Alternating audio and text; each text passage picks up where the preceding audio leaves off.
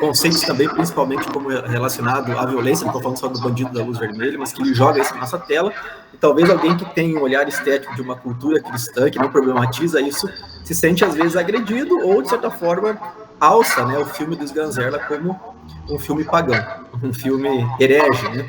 Então, de todas as discussões para a gente fazer e chegar ao final, principalmente do cinema como uma possível estética libertadora, que é a proposta talvez dos Ganzerla, eu proponho a vocês que a gente comece a entender o que é arte, por que a gente chama o cinema de arte, entender que a estética ela é uma disciplina acadêmica, mas ela é também algo muito presente na discussão dos cineastas.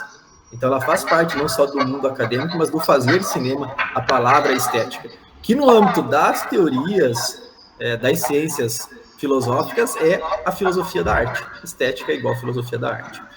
E eu faço só uma pequena retomada aí, gente, para nós observarmos como a gente às vezes pensa platonicamente a divisão do mundo, a concepção do mundo, a interpretação do mundo pela perspectiva dessa relação, principalmente do que é o mundo perfeito, do que é o mundo imperfeito, de como a arte foi vista, principalmente pela cultura ocidental tradicional, como algo menor. E o Aristóteles, de certa forma, vem dar uma certa aliviada nesse pensamento ocidental fundante da história da arte, para falar um pouquinho positivamente de uma questão da arte como função catártica. A gente vai entrar nisso. E é lógico, depois eu dou um salto, a gente passa a Idade Média, não vamos parar muito ali, onde tem uma certa, um certo silenciamento da arte pela questão da teosofia, né, o Deus que diz o que é bom, o que é ruim, os dogmas principalmente, para chegar em Nietzsche, que é, para mim, o grande filósofo que pensa o conceito de estética. Não vamos passar por Baumgarten nem Kant, porque senão vai ficar muito longo aqui, que é eles que são os filósofos que pensam a noção de estética. E vamos parar um pouquinho em Freud para ver como Freud pensou a questão da estética, a obra de arte, e já começou a flertar com o cinema. Tá bem, gente? Então, e aí, para entrar, André, saindo um pouquinho da filosofia, se encaminhando para o final sobre os sentidos do cinema.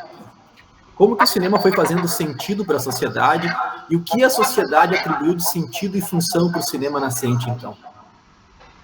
E aí, para chegar depois, como que o cinema foi criticado, inclusive foi posto em xeque, até hoje se o cinema é obra de arte, se o cinema pode ser considerado arte. Tá bem, gente? Então, esse vai ser o nosso trajeto. Fique à vontade para trazer qualquer outro ponto, outra discussão que eu não talvez por questões econômicas do tempo não pude trazer aqui.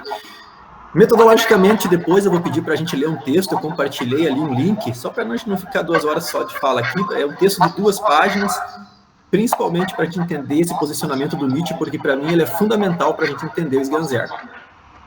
Talvez não vamos entender aqui hoje, mas eu creio que o André amanhã vai tocar em questões nietzschianas aí, sobre a função, a estética do horror, e principalmente a questão da tragédia que o Nietzsche traz, lá do Platão ressignifica ela para dizer, olha, esse aspecto do horror, ele faz parte do constituinte do humano para ele se conhecer, é isso que o Nietzsche fala.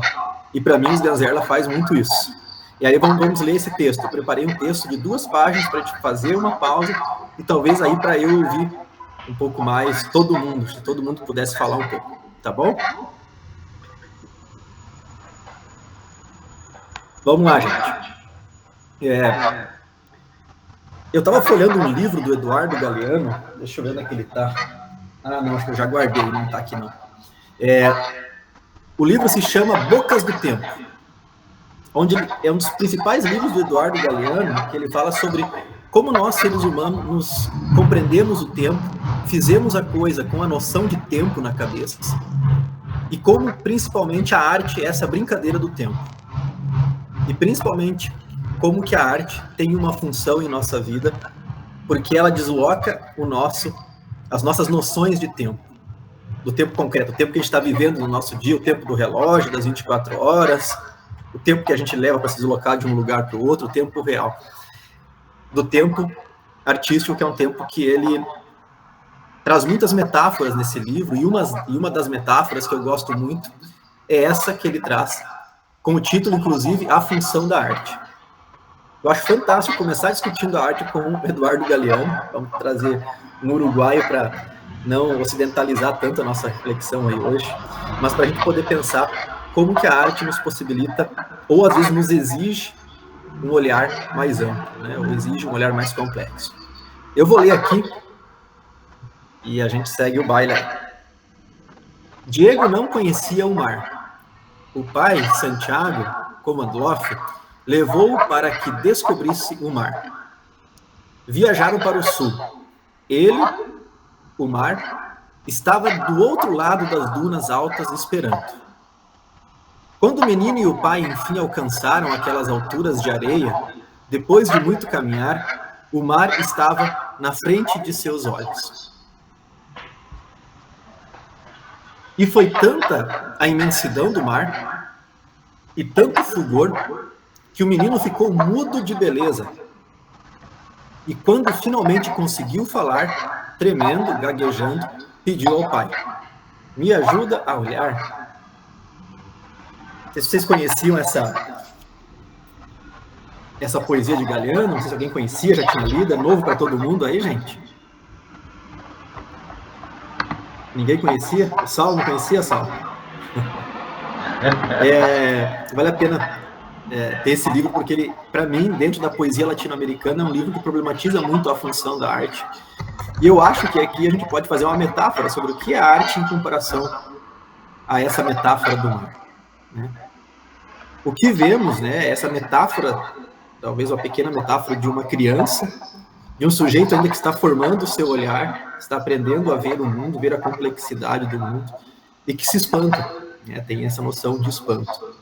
E aí o que a gente pode talvez trazer como relação, e acho que talvez, não sei, o Eduardo Galeano deve ter pensado dessa forma, que a arte é sempre aquilo que, de alguma forma, nos espanta. E é aquilo, e a obra de arte à nossa frente, geralmente, ela mais nos impõe desafios e dúvidas do que certeza, porque o nosso olhar ele é sempre, às vezes, limitado e muito pontual. E aqui já falando da nossa cultura ocidental. Diferente, talvez, de uma cultura africana, de uma cultura asiática, onde a questão do holístico, do todo, né, de questões mais amplas, de não separação das coisas, ajuda a gente a olhar de modo mais complexo. Entender, por exemplo, aqui, no caso do Galeano, que a obra de arte pode ser comparada com o mar. E o mar é uma complexidade, vamos pegar a metáfora. O primeiro olhar, a gente vê a primeira camada do mar sempre. Aqui pode fazer, talvez, a experiência de quem viu o mar pela primeira vez. O que é ver o mar pela primeira vez? O que a gente, quando se depara com aquela imensidão, a gente vê no primeiro plano aquelas ondas, né? Toda aquela questão física primeiro que nos toca, né? A impressão primeira, o volume, o movimento, mas sempre tem mais debaixo dessa primeira visão do mar, né? Tem para quem é do tempo do Chaves, o Chaves estava lá no hotel e impressionado pela primeira vez que ele viu o mar. Vocês não lembram dessa cena do Chaves, gente? Que o seu barriga olha para ele e fala assim: Chaves, não tá, que beleza o mar, né? Veja quanta água. E o Chaves olha para ele e por baixo tem muito mais. Quer dizer, o que ele vê é simples talvez, mas o que ele fala na sequência, eu lembrei do Chaves aí, é que por baixo do que a gente vê sempre tem muito mais. Faz sentido, gente? Acho que a metáfora do mar, do Eduardo Galeano, nos ajuda a pensar que a arte sempre nos impõe o desafio de olhar um pouco mais do que a gente vê. Sempre um pouco mais do que a gente talvez imagine estar vendo ou definindo, a partir da limitação do nosso olhar. Eu trago uma pergunta para vocês, gente, para vocês falarem, alguém talvez palpitar comigo aí. Por que a arte? E podemos definir a arte em uma palavra? O que vocês acham? Por que arte? Nossa. São duas questões aí, né? Você me quebra. É possível definir a arte em uma palavra? Passei o microfone para vocês, então tomo um golinho de chá aqui.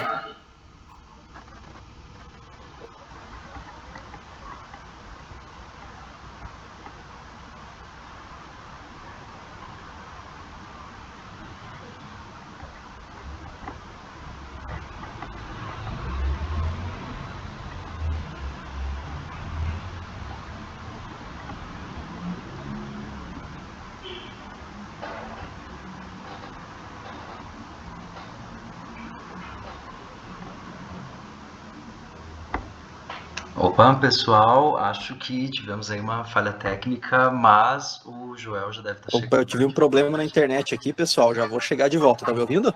Sim. Enquanto vocês vão pensando, eu tô chegando aqui. Tá bom, Joel.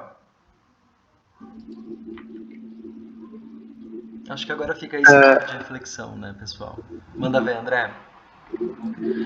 Eu só ia comentar também que eu acho que tem um detalhe interessante, né, nesse trecho que o Joel traz ali, que é, apesar de todo o encantamento, ainda assim esse menino pedir ajuda, né, a entender todas essas coisas, assim. E acho que tem uma ideia que eu até vou apresentar mais amanhã, que é o meio como ponto de partida, né? Que a gente sempre tem alguma bagagem audiovisuais, a gente já viu muitos filmes quando a gente vai começar outras coisas. Mas como às vezes a gente não pensa essa formação audiovisual, esses pontos assim que essas obras podem ser enriquecidas, né? Às vezes quando a gente vê um filme que gera um incômodo, né? Acho que o papel, sei lá, de oficinas, críticos é tentar lidar com isso. Então, eu acho que também esse pedido por ajuda, às vezes, é para conseguir, e acho que esse gesto, às vezes, só de conversar sobre ajuda a enriquecer essas obras, assim, né? Fiquei também pensando sobre esse trecho, assim, porque é isso, eu acho que, no voto, essa questão da minha formação, teve a parte teórica, mas acho que o corpo crítico, às vezes, enriquece o filme, né? Hoje em dia, a grande maioria, acho que até causa um certo mau costume de o crítico como quem avalia se o filme é bom ou ruim, né? Mas eu gosto muito que acho que essa ideia que vem do Bazin, o crítico como alguém que enriquece, que estende a experiência, né? Então, acho que aquele trecho onde se pede ajuda para que se, né, consiga entender a arte é também, às vezes, um papel que diversos âmbitos podem, né, contribuir para isso, assim, né? Inclusive um que eu sempre gostei bastante são cineclubes, né? Eu acho que os cineclubes são maravilhosos para enriquecer obras, assim, sabe? Que elas não acabem, né, depois que o filme termina. Mas enfim, só dando esse adendo que foi umas reflexões que eu pensei ali, e já passo a bola pro Joel de novo. E aí, Joel, conseguiu se estabelecer? Tá me ouvindo? Sim, sim. Caiu a conexão da rede do computador, só fiquei com o celular aí. A discussão é filosófica hoje, tá, gente? Se vocês quiserem pegar um vinho e outras coisas mais para ajudar no processo alucinatório aí da reflexão, né? Mas é interessante ver como a gente entrar no cinema sem falar da função da arte e ver como a arte, ela é, sim, talvez eu aqui falando para vocês, um modo de mostrar a complexidade do ser humano, mostrar a capacidade do ser humano, do universo do ser humano, que não é apenas lógico, que não é apenas racional, não é apenas controlado. E é isso que eu quero mostrar, e essa foi uma visão que por muito tempo a filosofia tentou tolir do ser humano. O pensamento da filosofia ocidental, na concepção de arte, de forma de ver o mundo, foi de simplificar o ser humano. Tivemos outras filosofias depois que foram atomizando o ser humano, na própria psicologia nascente, né, que vê o ser humano como uma máquina, como estímulo e resposta, tudo é herança desse pensamento ocidental, que às vezes limita o olhar, simplifica o olhar do ser humano, ou doutrina, ensina o olhar do ser humano para o mundo, de uma forma que simplifica as coisas ao nosso redor, que não são simples. Né? Para a gente chegar, e estou reforçando, para a gente chegar no Ilhan Zero, a gente tem que começar a problematizar, principalmente, sobre qual a concepção de arte que a gente tem. Aonde que a gente aprendeu sobre arte? Eu sou natural de Joaçaba, porque Vargem Bonita não tinha hospital, né? Então eu nasci em Joaçaba, mas fui para Vargem Bonita. E eu lembro lá, eu sempre faço um retorno às minhas professoras, lá da primeira série, que me ensinaram a pegar uma caixinha de lápis de cor, ou que falaram talvez um pouquinho mais sobre o que era arte, ou me ensinaram a pensar e produzir arte. Eu sempre volto para minha escolinha e lembro das professoras que me ensinavam a fazer desenho, que talvez foi o primeiro contato que nós tivemos com arte. Cada um de vocês que está aí teve uma introdução ao pensamento sobre o fazer e o entender a arte. Eu lembro que a gente pouco teve, até mesmo no ensino médio depois, pouca problematização ou entendimento da arte como, não gosto de falar instrumento, mas talvez como um lugar de entender e complexificar o mundo e provocar a ordem do mundo, desordenar as coisas por meio da arte. E eu lembro que as apresentações artísticas que a gente era convidado a fazer, ou motivado a fazer, elas eram tudo muito ritualísticas dentro da tradição, né, do básico. Eu lembro os espaços de festa na escola, levavam a gente a dançar a música do pezinho, do CTG, ou nas épocas festivas cantar a música religiosa. Então a arte sempre teve uma função que, a meu ver, olhando hoje, e talvez é o que a Pupilo TV, o que o Rude tenta fazer e que faz, e que graças a Deus alguém, né, tem essa perspectiva educativa do cinema aí na região, aí em Joaçaba, que é de provocar e desacostumar, talvez ofuscar um pouquinho o olhar dessa criançada para aquele olhar simplificador da arte para o mundo, sabe? Então, eu acho que, já discutindo sobre a função da arte, a arte, para mim, ela tem essa função de nos fazer olhar a complexidade e também olhar para dentro de nós, né? Para a gente também se entender como sujeito que constrói o mundo, que, enfim, interfere no mundo também a partir do que a gente entende, compreende ou foi educado como arte. Na nossa evolução, gente, partindo um pouquinho só para a história, e fiz uma analogia de algumas imagens aí, eu considero a primeira arte, que é aquela da caverna, né, da pintura, de um javali escondido dentro de uma caverna, mais ou menos 4.500 anos, onde nós temos a primeira manifestação do desejo humano por interpretar e conhecer a realidade e desenhar isso, ou seja, manifestar isso, e também significa uma forma de manifestação do simbólico da dimensão humana, né? Os primeiros registros ocidentais, o que nós temos ocidentalmente registrado, não quer dizer que isso não houvesse antes, né? E aí eu trago a cena aqui do nosso filme Ainda Estou Aqui, que é considerada a nossa, talvez, última obra de arte, no sentido de reconhecimento mundial, mas que me faz imaginar e pensar sobre a complexidade de fazer arte do cinema desde o início, da arte que era feita, que era escondida, que estava na caverna, de um animal que foi pintado. Há muita especulação do porquê que a gente utilizou dessa arte, porquê que a gente expressou o desejo pela arte, pelo simbólico, em um espaço oculto, um espaço escuro. O que isso significa? Muitos dizem que a arte serviu como alerta. A arte tinha a função de mostrar para que as pessoas fossem ali dentro daquela caverna, sabiam que ali talvez teria alimento. Então fala muito a arte de uma função básica, de uma função elementar do ser humano, talvez uma orientação para a necessidade de algum desejo prático, ou matar a fome, ou se defender de um animal. Então a arte ela tem uma limitação, talvez, né, dentro de uma função muito específica. Mas e agora, o que nós temos em relação a essa trajetória de 45 mil anos até hoje, como sujeitos, né, seres humanos, que produzem e que fazem arte? Deixo essa reflexão para a gente entender o que nós, enquanto humanidade, entendemos sobre a arte, construímos o mundo com a arte, nos utilizamos da arte em um corte temporal de 45 mil anos.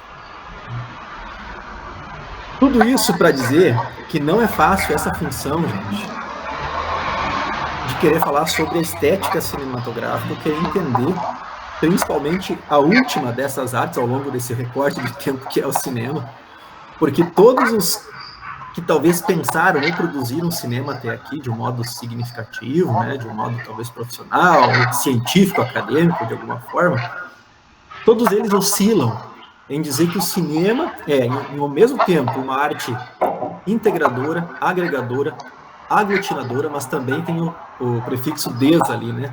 Desintegrador, desagregador, desaglutinador. Então é muito complexo, porque ao mesmo tempo que nós temos alguns cineastas, alguns movimentos de produção cinematográfica, afirmam que o cinema é a mais perfeita de todas as artes, das 7 belas artes. Como também nós temos aqueles que dizem que não. Inclusive, há uma entrevista do Rogério Sganzerla nesse livro aqui, eu até estava lendo ontem, que ele dá uma entrevista ao Pasquim, e ele está revoltado com o cinema, ficou revoltado com uma pergunta que o Tarso de Castro, jornalista de Passo Fundo, fez para o Sganzerla, falando se o cinema dele era o melhor do cinema, e ele fala justamente que o cinema, em certos momentos para ele, é a pior das artes. Então, aí vamos... Vocês que estão discutindo os Sganzella já faz um tempo aí, talvez tenham essa noção do que é o cinema enquanto comparação, enquanto aquilo que sempre está, de certa forma, sendo medido pelo olhar de outras artes. Nós temos um festival de artes aqui que esse ano não contemplaram o cinema, tem puto da vida. Porque, segundo eles, ainda tem poucos cineastas na cidade. Mas é um grupo de pessoas aqui que talvez tenham um olhar mais político para quem faz o cinema um pouco diferente, então para eles aquilo não é um cinema. Então existe um festival que tem todas as artes, tem inclusive arquitetura, mas não tem o cinema.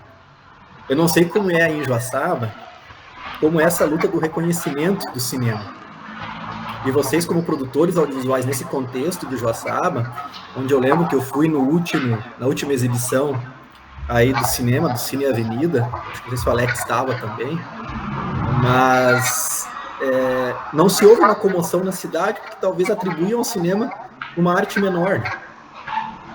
Ou talvez uma arte que ela é desagregadora, no caso de uma produção local mais provocante, né? Mas uma arte que talvez venha a não aglutinar no sentido ideológico, político, da moral, dos costumes de um local. Então veja, como é difícil a gente discutir estética cinematográfica sem a gente olhar que o cinema ele é, ao mesmo tempo, o teatro, ele é a escrita, ele é texto, ele é a literatura, ele é a pintura, ele é a música, ele é a dança e ele é a arquitetura. Aonde estaria o limite do cinema, no sentido de dizer, talvez, o cinema é essa essência, ou o cinema é apenas isso. Talvez para as outras artes é fácil a gente falar do sentido ou da função, né, essa questão estética do cinema, da arte, né, de um modo mais fácil do que a do cinema, por exemplo. Ou não. Não dá para a gente, a questão da gente trazer aqui, ou ter o desejo, talvez uma definição, um esclarecimento sobre o que é o cinema, a função do cinema em comparação às outras artes, por exemplo, é muito arriscado. Porque a gente não pode também, em nenhum momento, não sei se vocês concordam, de achar que o cinema é uma arte completa. Porque ele integra, agrega e aglutina todas as outras artes. Será que é? Eu posso dizer, e eu acho que sim, que em alguns momentos, para mim, o cinema é uma arte completa. Em algumas obras, em alguns movimentos cinematográficos, aqueles que a gente talvez tem mais identificação, a gente talvez, com certeza, acredita que o cinema, ele é, sim, esta grande arte, no sentido de grandeza, e de poder fazer tão bem ou melhor quanto as outras artes. De acordo, pessoal? Desacordo?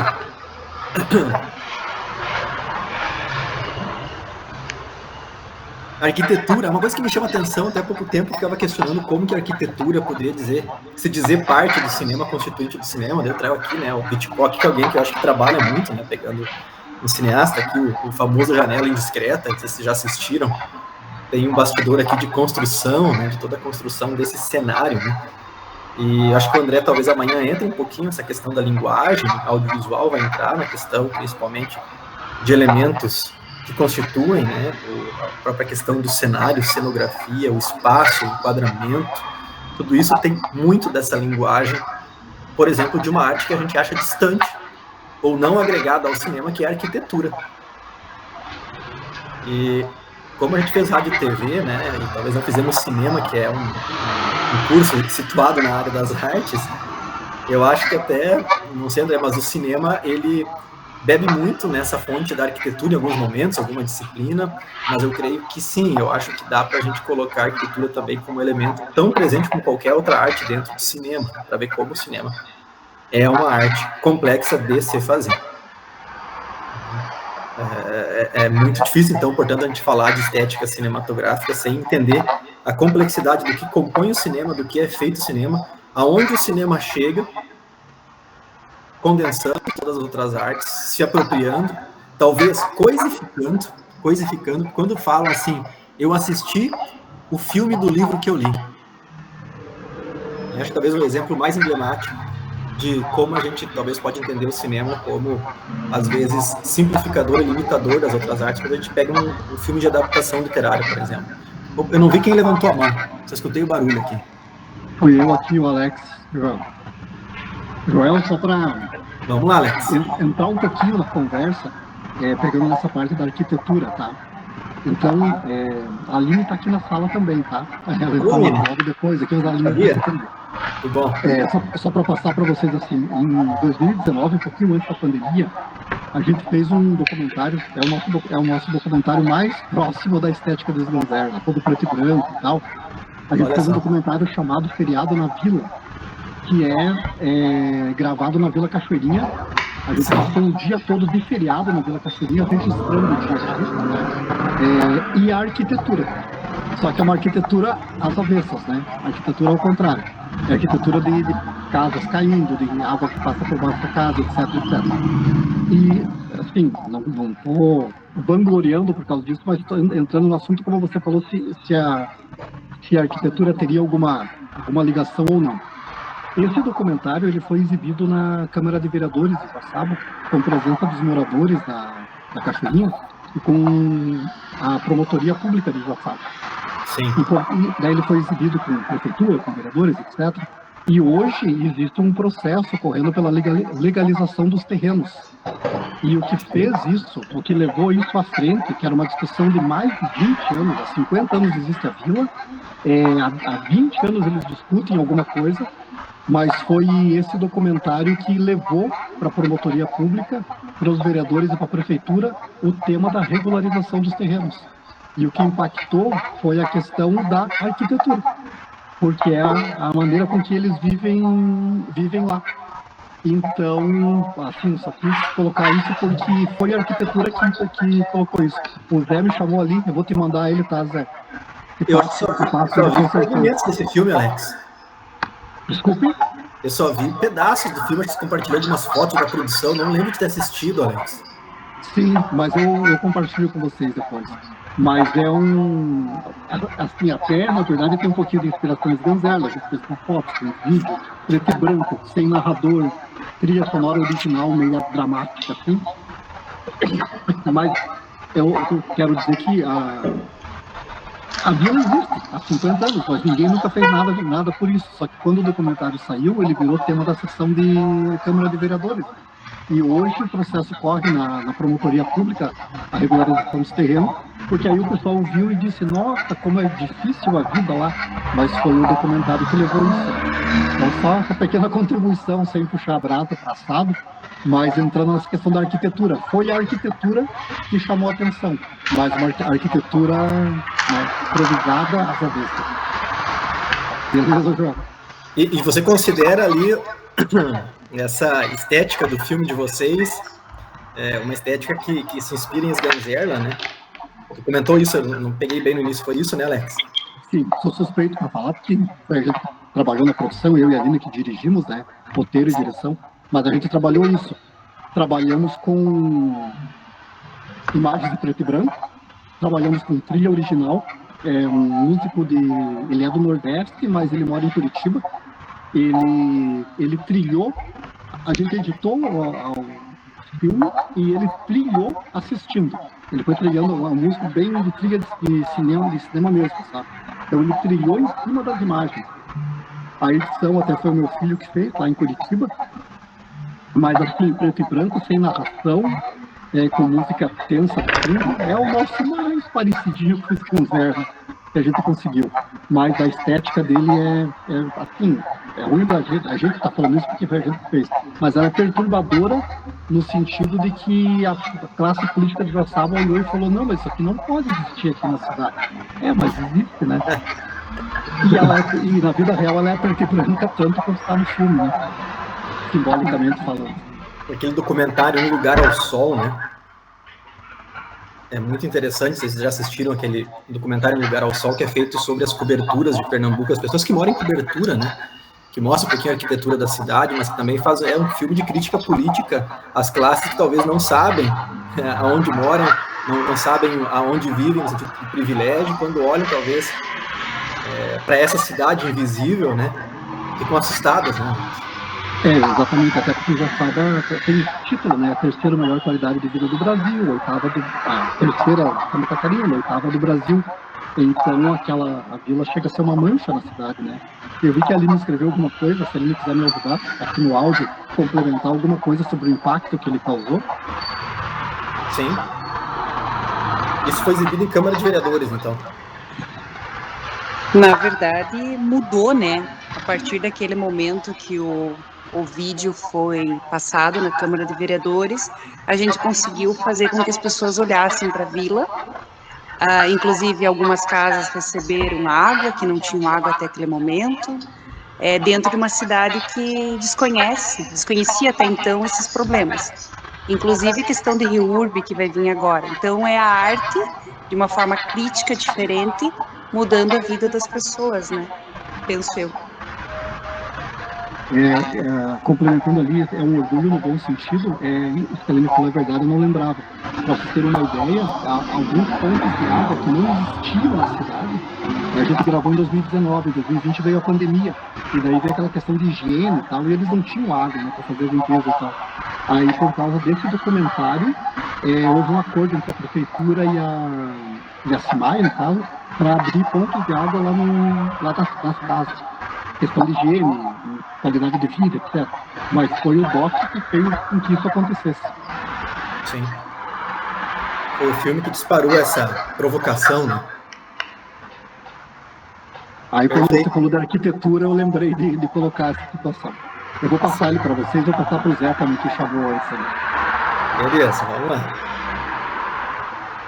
Ô, Joel. Sim? Posso fazer um comentário sobre o Janela Discreta ali? Não, vamos lá. Conversa aproveitando só, porque, como tu bem disse, né, um filme sobre arquitetura, assim, mas eu acho que esse filme é um filme paradigmático para a gente pensar o cinema. E o que acontece, né? O Hitchcock, boa parte da carreira, ele produzia, mas ele era praticamente considerado só mais um cineasta que produzia